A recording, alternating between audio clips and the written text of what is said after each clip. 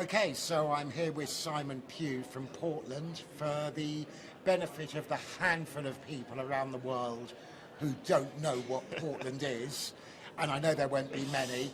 Can you tell us where you sit specifically within the class actions universe? Yes, of course. So Portland is a multidisciplinary PR and communications firm, and specifically I'm a partner in the litigation communications practice, where we provide PR and media advice to a range of different clients and their legal teams, and in particular on both the claimant and defendant side of class actions. Right, so today, with not really giving me a lot of preparation, Simon, about half an hour ago, you threw your annual class actions report at me. So thanks for the advance notice. There's a lot there. What specifically in it stands out for you? So the thing that we have taken a real focus on this year is looking at consumer activism.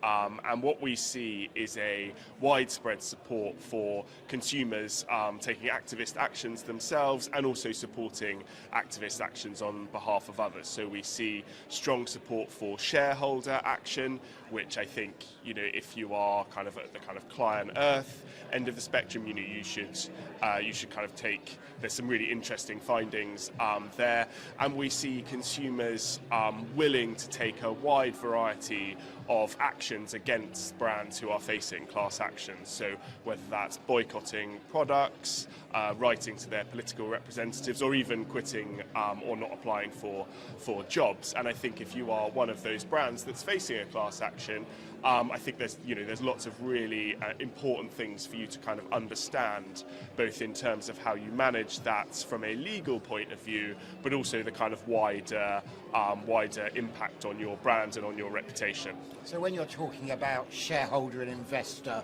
activism, I'm guessing this is mostly in the ESG space. Yeah, exactly. And I think that type of litigation in the UK is probably in its kind of early stage, and I don't necessarily think we have seen the floodgates open on ESG claims being filed, although of course we've now seen some actions filed against water companies for allegedly dumping sewage. I think more and more. There's going to be a stream of them. I think as more and more of those come forward, I think we will start to see support for that. And also I think it's interesting to watch the kind of wider investor and financial community, how they kind of respond to that. We see institutional investors talking more and more about kind of their own ESG responsibilities and how they use their investments to drive better ESG behaviour. We see more and more funds and kind of ratings agencies looking at those metrics. And so I think that as more and more claims are filed in that space, there'll be more and more for brands to take notice of.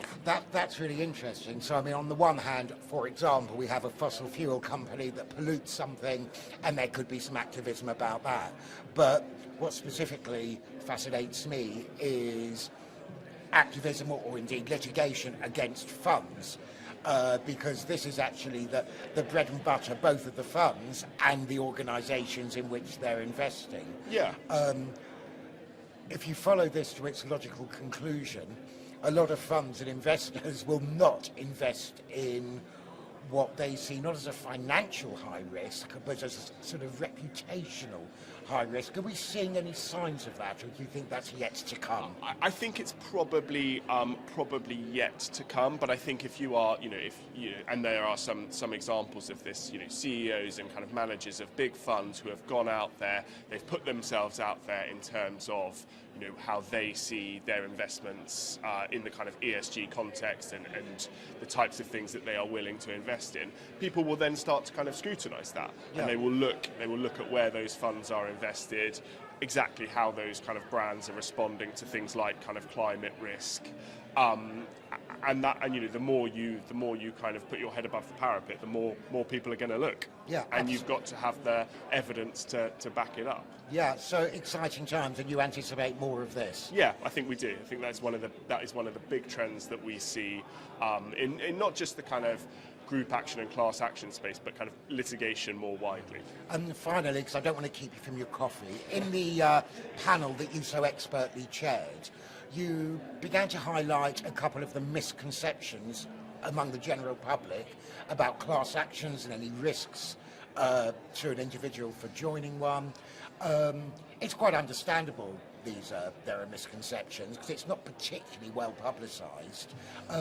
Do you think that the government owes a duty to the public to make them aware of this relatively new form of redress? I don't know if I would specifically say it's the government's job, but I think there is more widely a job of everyone kind of in the class action space, whether that's kind of claimant firms or kind of defendants themselves, to explain the sort of the space in a kind of way that is easily kind of understandable to consumers. And I think part of that is explaining whether there are kind of risks to them specifically. Yeah, and that was one of the things that was really interesting to hear the panelists' thoughts on. Fantastic. Simon, thanks ever so much. No worries. Enjoy your coffee and bun. Thank you. Cheers. Thanks a lot.